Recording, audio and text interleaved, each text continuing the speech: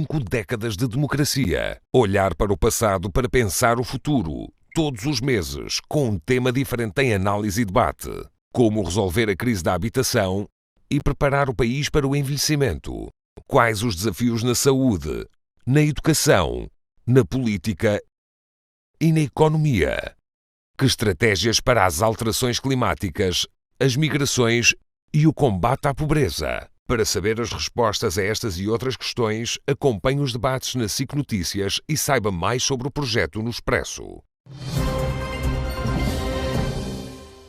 Boa noite, seja bem-vindo a mais um debate sobre as 5 décadas de democracia. Ao longo deste ano, a SIC Notícias, o Expresso e a Fundação Francisco Manuel dos Santos refletem sobre o que mudou nos últimos 50 anos e que lições devemos retirar para melhorar o futuro.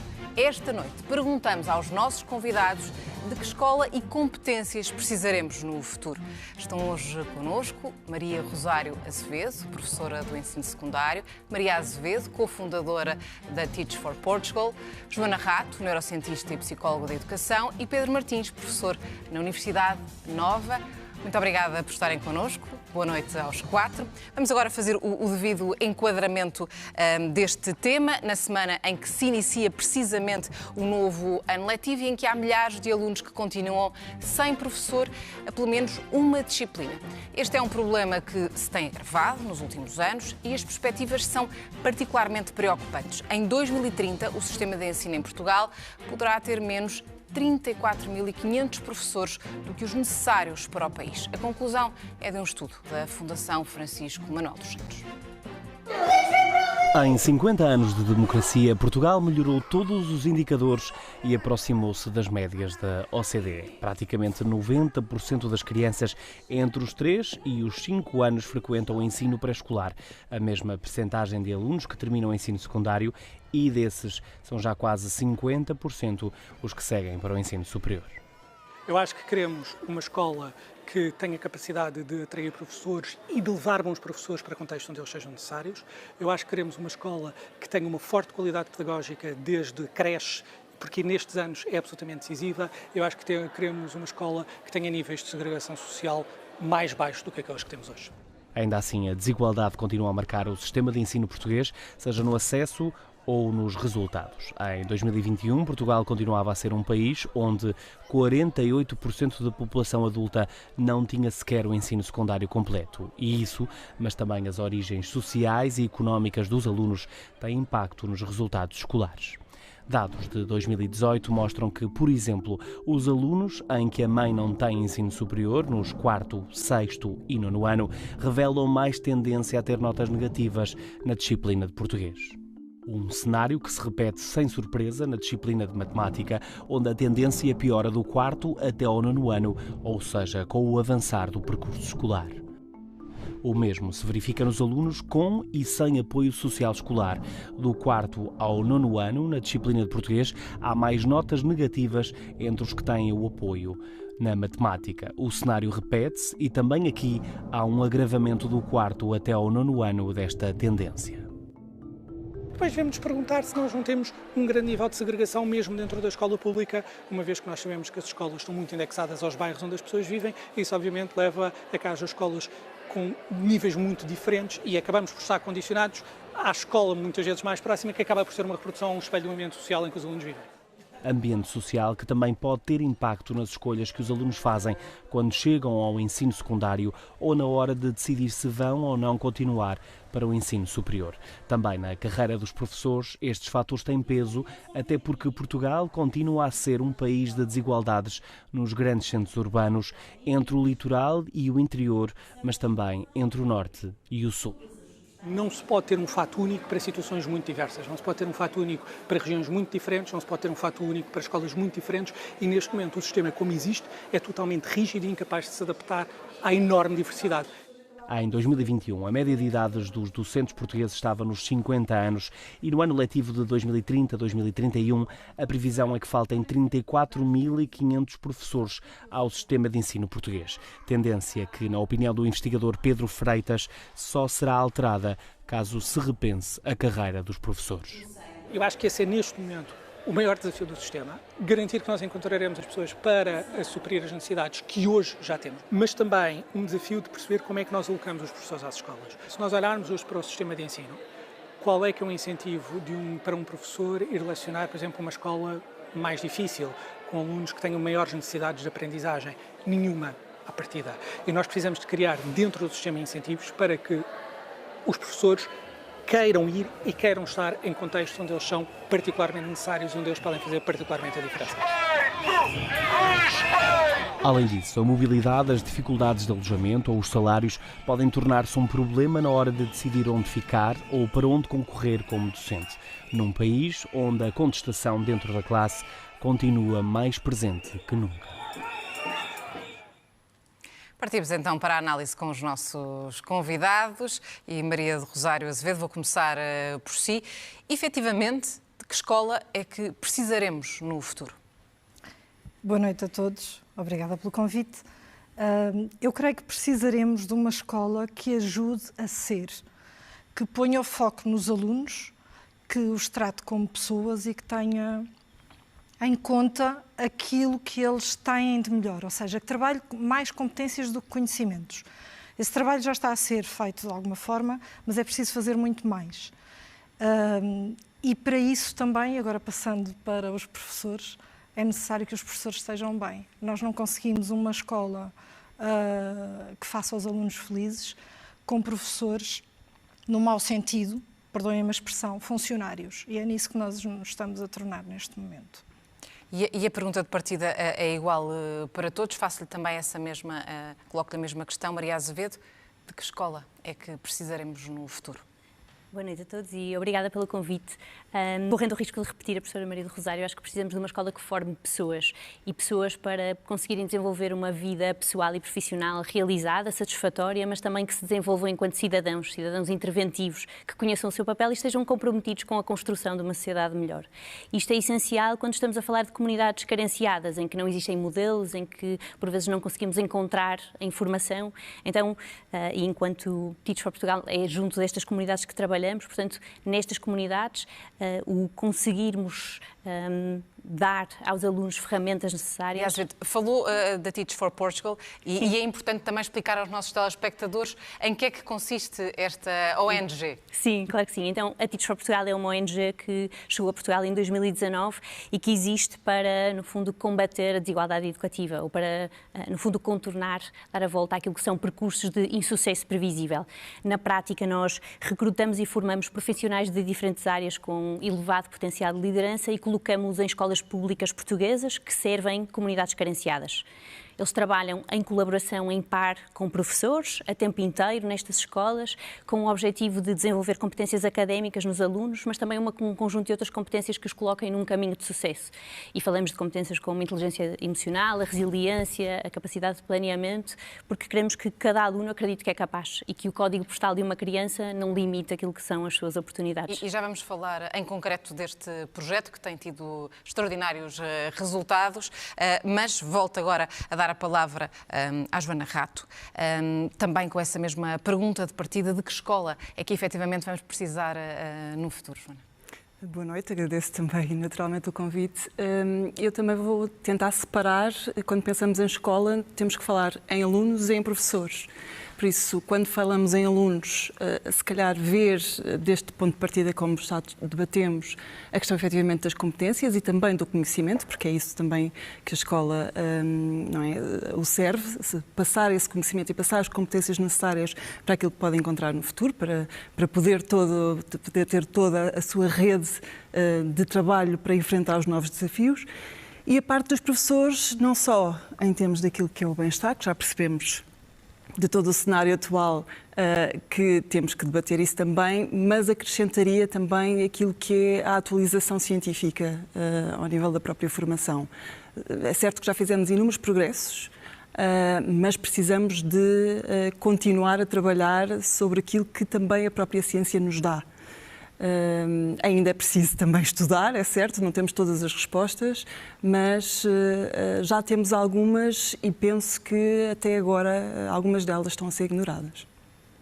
Já voltamos também a esse diagnóstico. Pedro. boa noite, obrigado pelo convite. Eu diria que, acima de tudo, precisamos de uma escola com professores. E como o meu colega Pedro Freitas estava a indicar, há desafios grandes a esse nível em Portugal.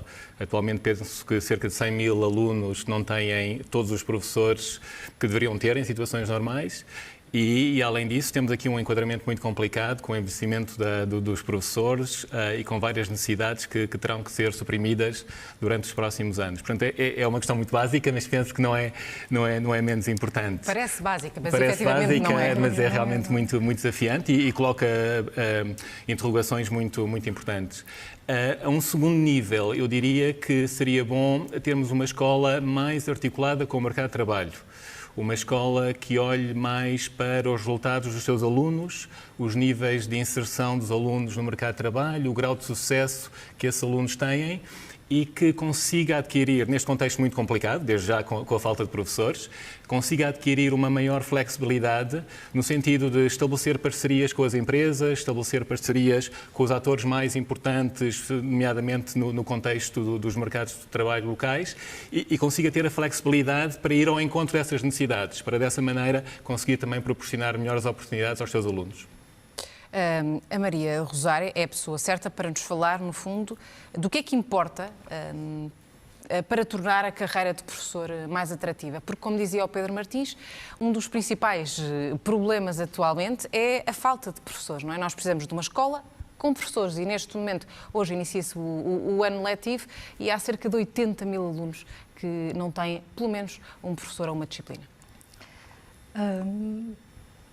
Não sei se recordam, na peça aparecia a palavra respeito.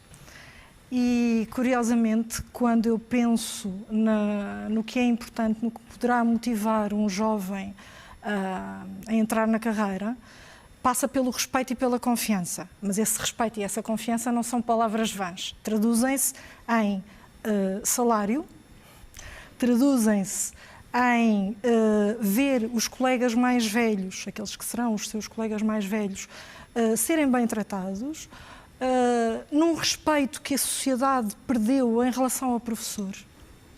Porque, na realidade, de há uns 15 anos para cá, talvez, acho que esse respeito foi mesmo perdido, pondo em causa, muitas vezes, o trabalho que nós fazemos, sem terem o mínimo conhecimento do que é estar dentro de uma sala de aula, com, vou dizer assim, 30 famílias diferentes lá dentro. A minha escola, o meu agrupamento de escolas, tem, por exemplo, 29 nacionalidades. O que é trabalhar com 29 nacionalidades quando... Eu, por exemplo, eu sou professora de português, francês e espanhol. Tenho tido alunos paquistaneses que não sabem nada de português, que acabam de chegar e precisariam de um ano zero de integração na cultura e na língua. E eu comunico com eles em inglês.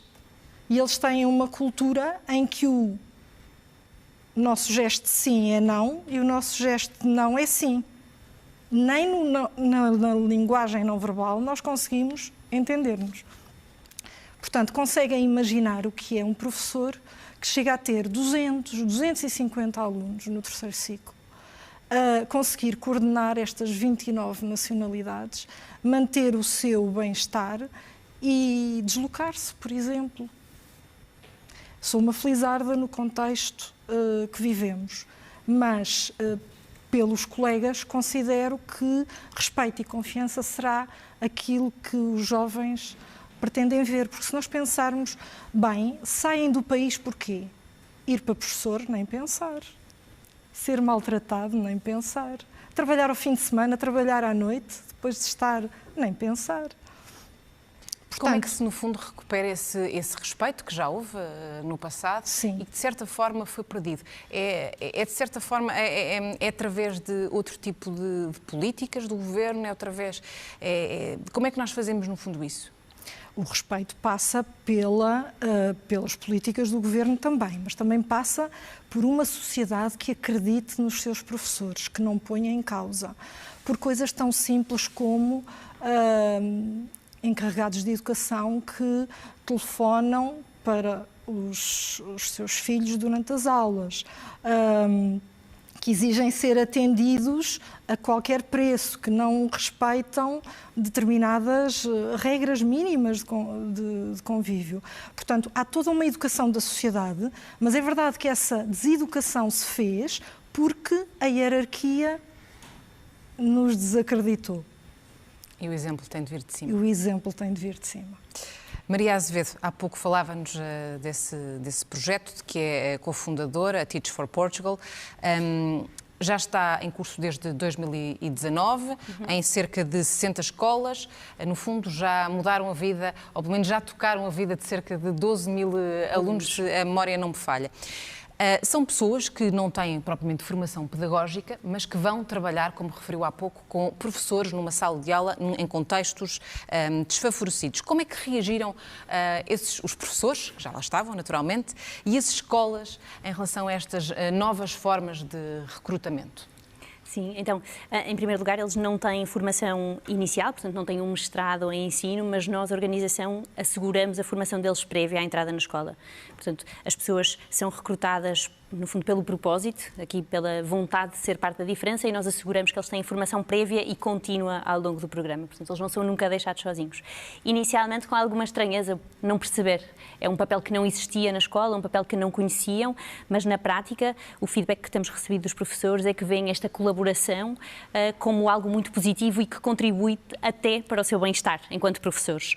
Porque é, no fundo, um par de olhos extra dentro de sala de aula, é uma outra pessoa que traz um olhar diferente, um olhar atento, preparado para a diversidade, como a professora falava, preparado para pensar de que forma é que nós conseguimos, com coisas simples, adaptar o ambiente de sala de aula à diversidade de culturas, mas não é só de culturas, é de formas de estar, à diversidade de formas de aprender, à proficiência na disciplina. Temos alunos que às vezes estão muito à frente e outros mais atrás. Como é que nós conseguimos, com pequenas coisas que não interfiram de forma significativa naquilo que é o lecionar, a aula, criar um ambiente que é mais propício à aprendizagem dos alunos e que contribui para um menor desgaste do professor.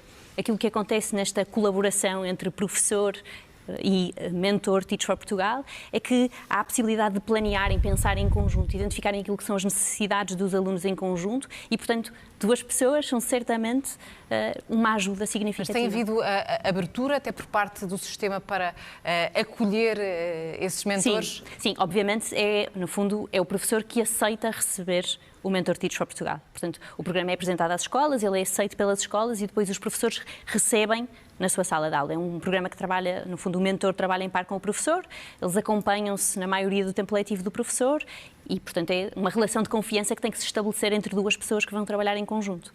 Inicialmente não era visto como comum na sala de aula, mas tem se tornado alguma coisa que é muito significativa pelo apoio conjunto, não é? Pela possibilidade de trabalhar em par e de chegar mais longe. Já vamos falar também sobre a questão dos resultados destes alunos que já tiveram a oportunidade de ter também um mentor da vossa ONG. Vou perguntar agora à Joana Rato, porque ela há pouco falou na necessidade ainda de atualização científica dos professores e eu vou-lhe pedir que, no fundo, explore um bocadinho mais essa ideia de o que é que efetivamente é preciso ainda ser feito. Há, de facto, um problema de falta de atualização ou não? Sim, muito bem.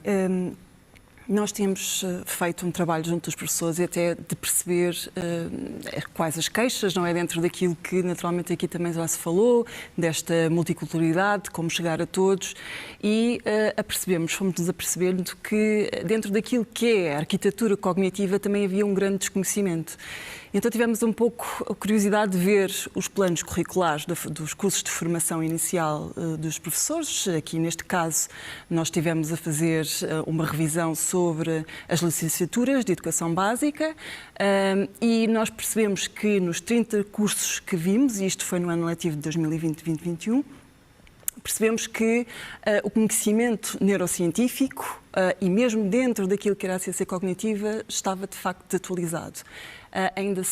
Falamos muito ainda em Piaget, na formação inicial de professores, que é uma teoria clássica de desenvolvimento que teve, de facto, a sua importância, mas se formos agora a analisar todos os dados, sobretudo neurocientíficos, percebemos, não é, que há aqui coisas que... Dê-nos um exemplo prático, partindo do pressuposto que lá em casa estão os telespectadores que não estão propriamente familiarizados com, Muito bem. com essas teorias. Sendo então, vou falar de Piaget, que é mais fácil e se calhar mais reconhecido que, por exemplo, na teoria de Piaget, e dentro dos recursos naturalmente que tinha, considerava que as crianças antes dos 5, 6 anos não tinham competências de raciocínio numérico.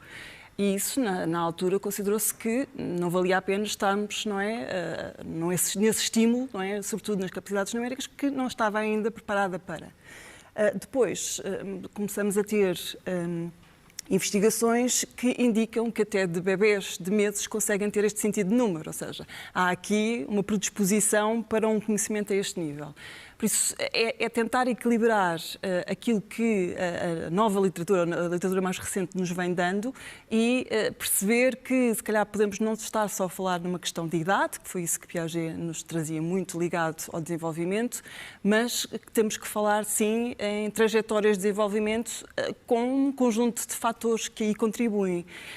Mesmo quando a última revisão sistemática, ou seja, foi varrer uma série de estudos, indicou que podemos encontrar cerca de 200 fatores que contribuem para a aprendizagem.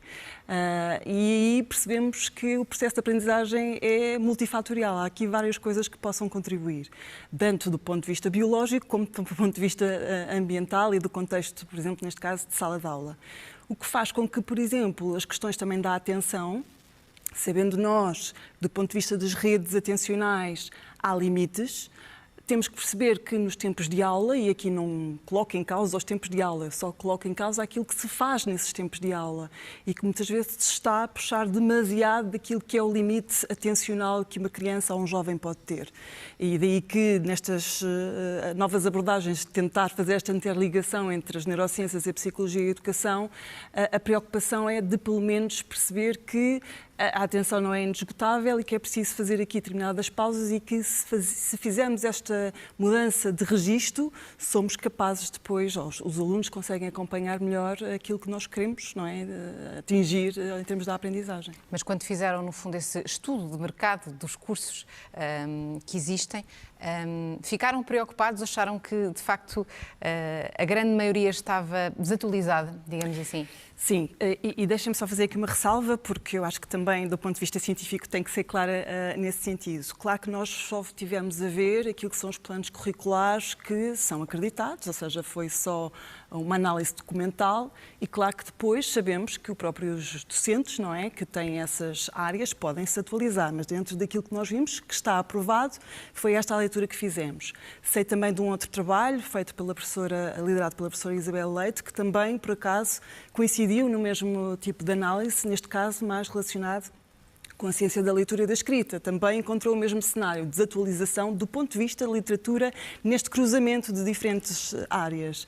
Porque a educação, ou pelo menos a aprendizagem, naturalmente tem que ser vista por diferentes lentes disciplinares. E é neste cruzamento que nós depois tornamos mais robusta, não é? Aquilo que pode ser as próprias tomadas de decisão.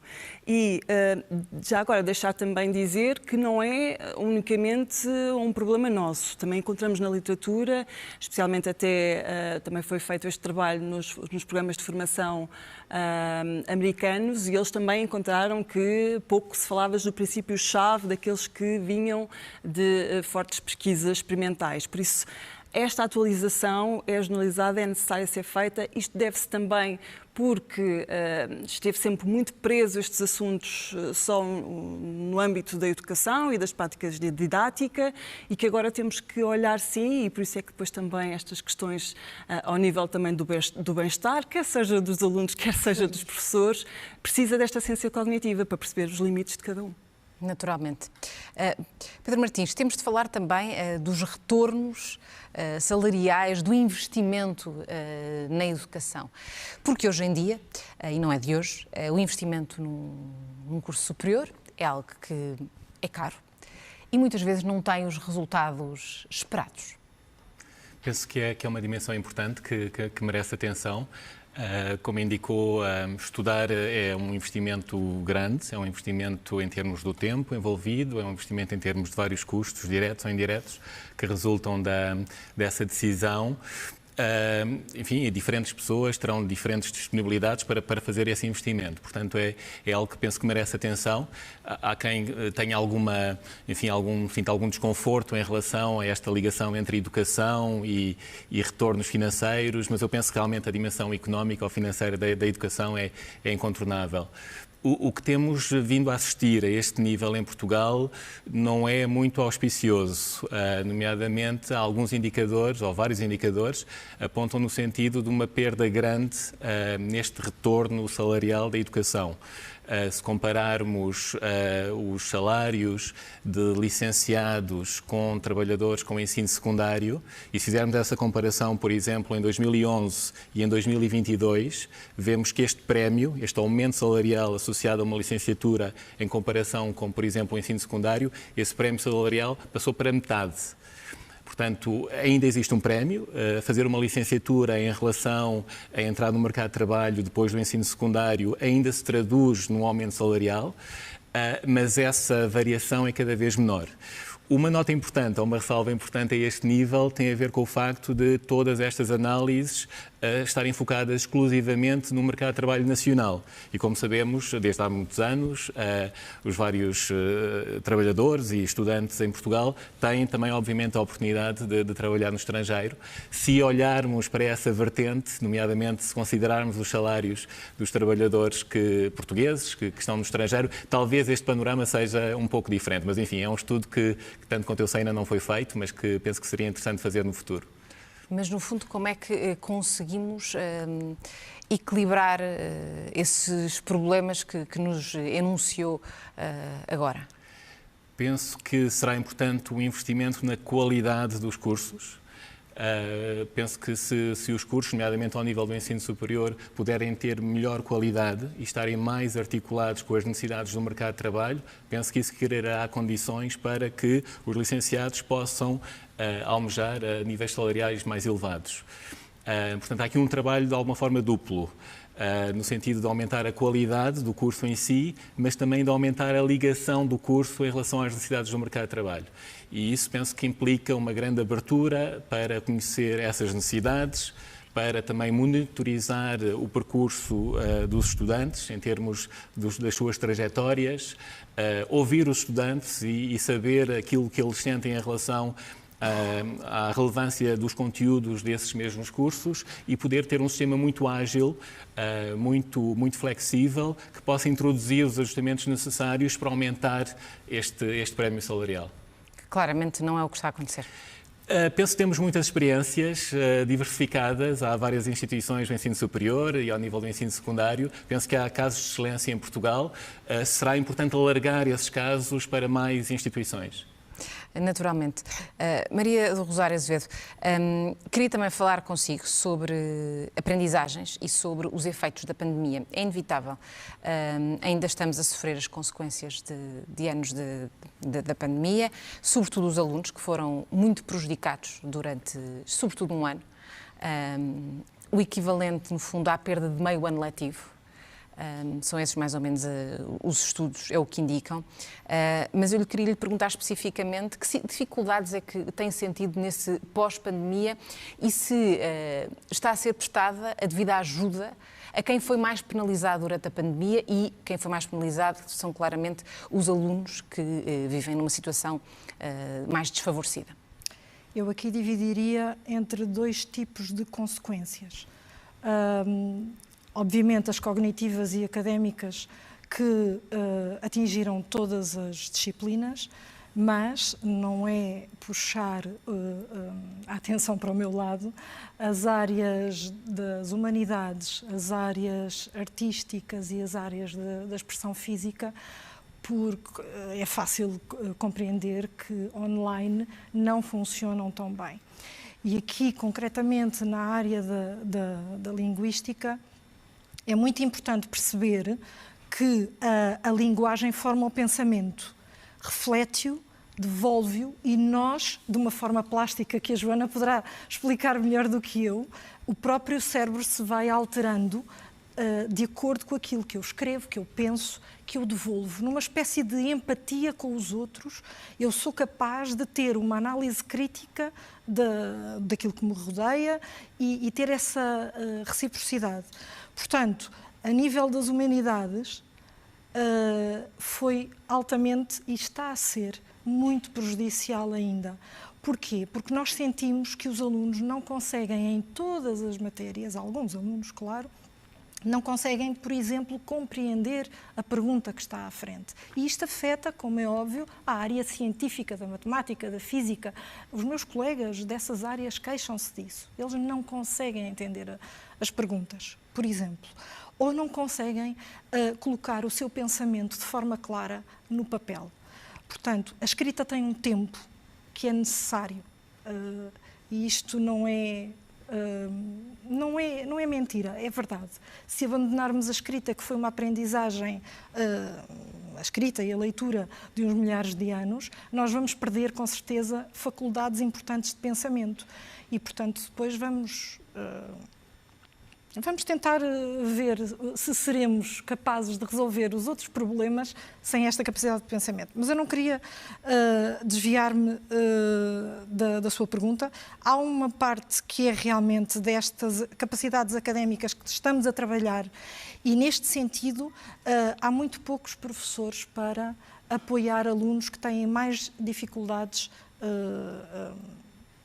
a nível das Ou seja, a escola pública não está a conseguir dar resposta às necessidades dos alunos, sobretudo aqueles que foram particularmente afetados pelo ano da pandemia. Nós não conseguimos ter professores para todas as disciplinas, temos horas que atribuímos aos casos mais graves, temos colegas que se oferecem, obviamente, para ajudar os alunos independentemente das horas, e temos muita dificuldade de chegar a todos. Mas eu queria, até inclusivamente, há professores já com redução, com horas extraordinárias, que é um contrassenso, não é? Se tem redução por idade, não deverá ter horas extraordinárias. Mas eu queria referir aqui um outro âmbito das consequências da pandemia, que é o âmbito emocional, e que afeta imenso os alunos.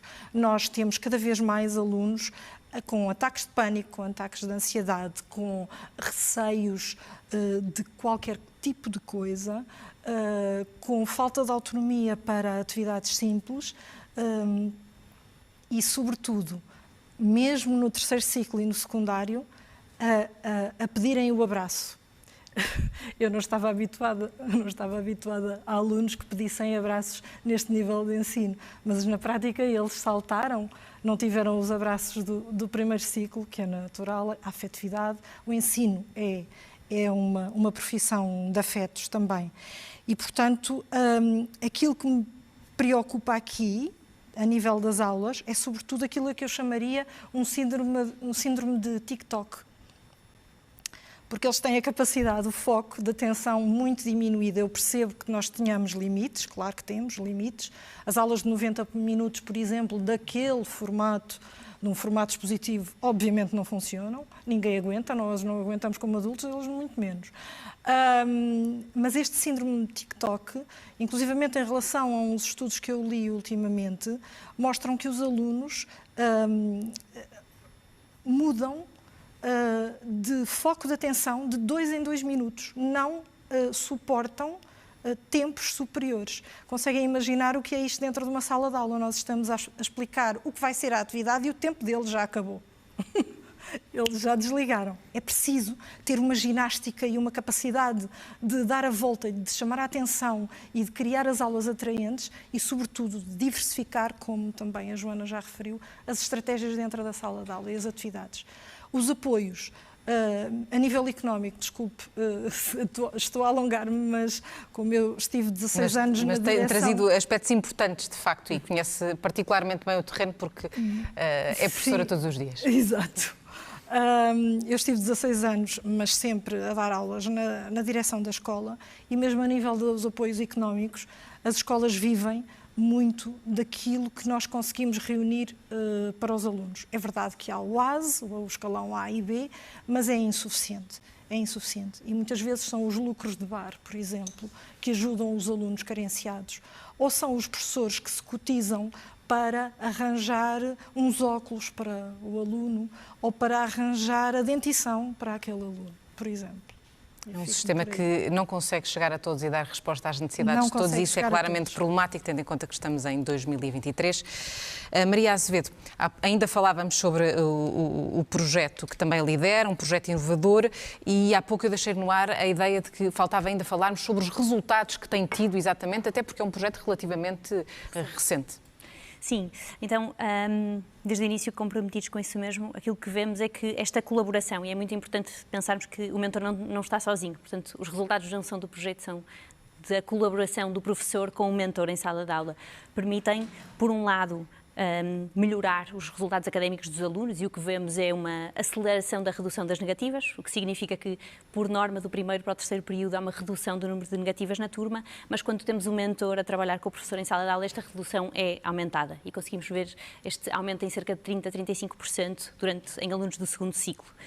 Vemos também, e por parte dos alunos, uma compreensão diferente do valor da educação e um acreditar em si que acreditamos vai perdurar. Portanto, é não só os resultados em si, mas criar nos alunos o olhar para si mesmos, o acreditar que são capazes, o perceber que não vai ser de imediato. Mas esta primeira experiência de sucesso, o pela primeira vez participar na aula, o pela primeira vez ter positiva no teste de matemática, o passar naquela disciplina, é uma experiência de sucesso que fica e que assegura que os alunos têm daqui para a frente um aspecto de resiliência a que se agarrar e que isto vai perdurar no tempo. Portanto, o que temos visto é, e o que partilhamos são os resultados dos últimos 3 anos de trabalho, não só nos resultados académicos, uma redução das negativas e um aumento da média das turmas, mas também uma perspectiva diferente dos alunos perante a educação e perante aquilo que pode ser o seu futuro.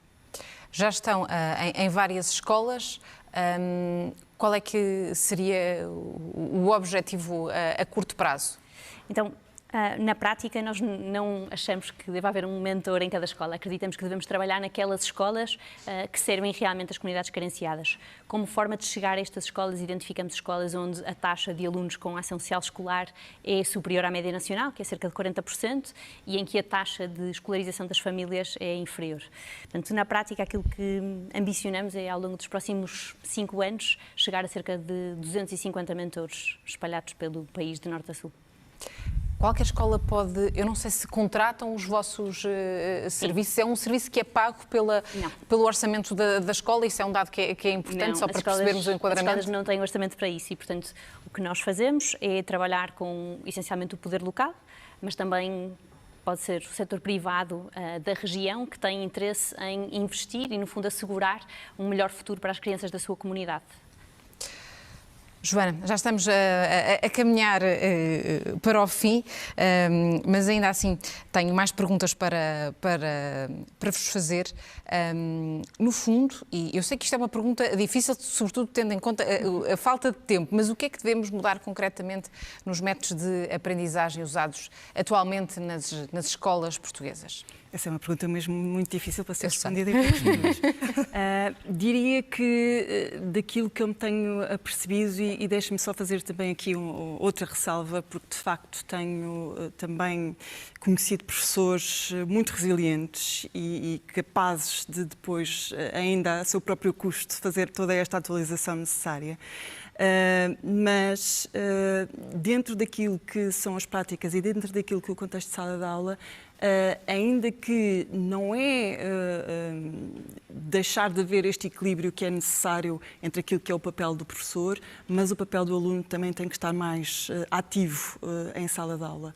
Ainda temos salas de aulas em que os alunos têm grande dificuldade em fazer perguntas, e se nós queremos que puxar pela curiosidade, não estamos então, de facto, atualizados nestas novas estratégias. Temos que trabalhar as melhores questões da atenção e isso é, de facto, um problema. Aí, se calhar, também temos que trabalhar junto das famílias, que também é algo que temos percebido que pode dificultar aquilo que depois nós queremos fazer em sala de aula. Por isso é um trabalho de parceria, em primeiro lugar, entre vários intervenientes, isso é certo. E depois trazer um pouco este papel mais do aluno nas próprias atividades, no próprio pensamento, ouvi-los é muito importante, sendo que com este discurso não quer dizer que tenha que ser só ouvi-los, não é? E é nesta gestão que temos que continuar a trabalhar entre aquilo que é o papel que deve ser do professor e aquilo que também deve ser da resposta a essas propostas que o professor vai dando, não é? No âmbito da sala de aula. Pedro Martins, queria também ainda falar consigo sobre a questão do ensino profissional, que representa 40% do ensino secundário. No fundo, que papel é que têm tido os cursos profissionais depois da extensão da escolaridade obrigatória depois dos 18 anos? Penso que é uma modalidade de ensino muito importante. Vai muito ao encontro desta preocupação que eu tinha mencionado anteriormente de promover uma boa ligação entre a escola e o mercado de trabalho. Durante muitos anos em Portugal estes cursos tiveram uma expressão relativamente pequena, mas a partir de 2005 tiveram um crescimento bastante acentuado e agora, como indicou, representam cerca de 40% dos alunos a frequentar o ensino secundário em Portugal, havendo até metas de elevar esta percentagem para 50% ou mais. Eu penso que é um bom objetivo. Penso que na economia portuguesa precisamos de profissionais muito diversificados, com diferentes níveis e tipos de qualificações. A economia portuguesa é muito diversificada e, nesse sentido, precisa também de profissões e profissionais muito diversificados. Agora, há uma preocupação grande de manter esta ligação o mais aperfeiçoada possível. E isto passa por perceber, mais uma vez, quais são as necessidades das empresas, quais são as áreas de maior crescimento, como é que os conteúdos destes cursos devem ser melhorados e modernizados ao longo do tempo. E eu vejo com alguma preocupação esta última dimensão, uma dimensão um pouco mais qualitativa do que propriamente quantitativa no que diz respeito ao ensino profissional. Mas, no seu entendimento, falta qualidade ao ensino profissional? Não, mais uma vez, penso que temos um panorama muito diversificado. Temos escolas profissionais, escolas públicas e privadas que proporcionam ensino profissional excelente, mas penso que poderá haver aqui alguma necessidade de acelerar um bocadinho a modernização e o ajustamento dos conteúdos destes cursos. Temos um contexto de grande mudança, temos agora um tema que ainda não discutimos, temos a emergência da inteligência artificial, portanto vamos ter novas profissões ou profissões que vão mudar em termos dos seus perfis.